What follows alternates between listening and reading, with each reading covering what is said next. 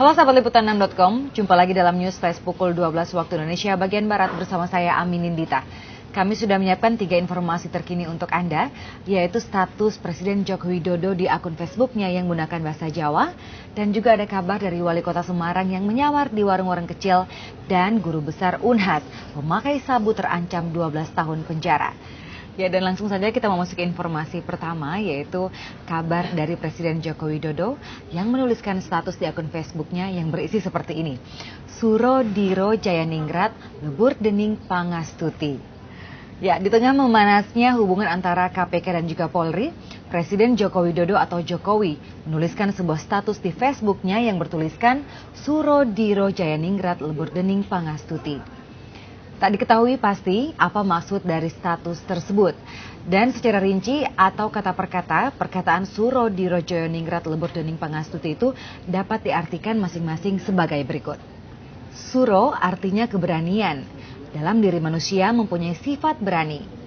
Sifat berani tersebut kalau lepas dari kendali bisa mengarah untuk tindak kejahatan dan kesewenang-wenangan. Sedangkan Diro yang berarti kekuatan.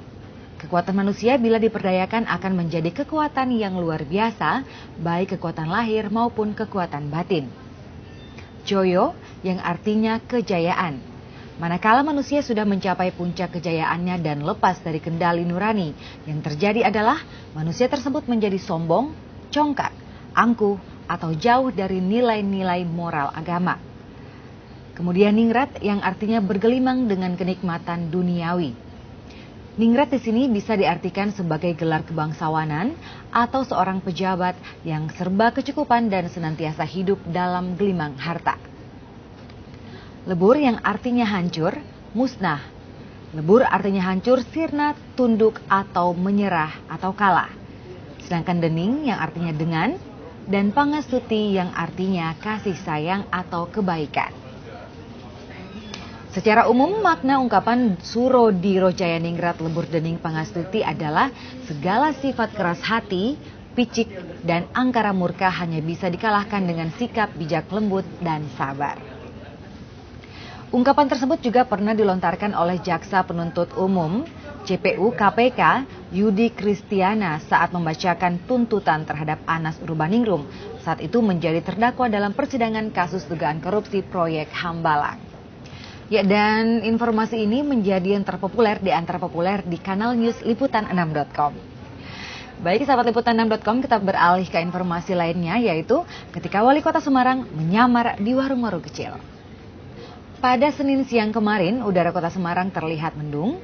Sebuah kijang Innova membelah jalan di wilayah barat kota itu. Dan awalnya rombongan, namun karena kepadatan lalu lintas mobil yang mengangkut Wali Kota Semarang, Hendrar Prihadi, akhirnya terpisah. Dan pada saat sampai di wilayah Krapyak, kijang Innova itu membelok memasuki Jalan Subali. Ia berhenti di depan sebuah warung Busujut di Jalan Subali tersebut. Ya, pada siang itu Hendrar sendiri memilih menu mangut dengan ikan belanak yang sedang bertelur. Oh, jadi Wali Kota Semarang ini mampir di warung-warung kecil yang ada di Kota Semarang dan makan siang di tempat itu, sahabat liputan6.com.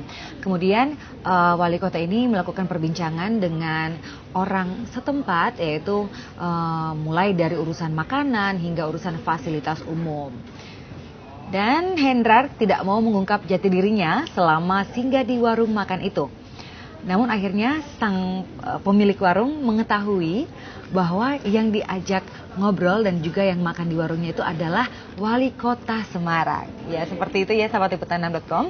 Dan kami juga memiliki informasi lainnya, yaitu terkait Guru Besar Unhas pemakai sabu terancam hukuman 12 tahun penjara.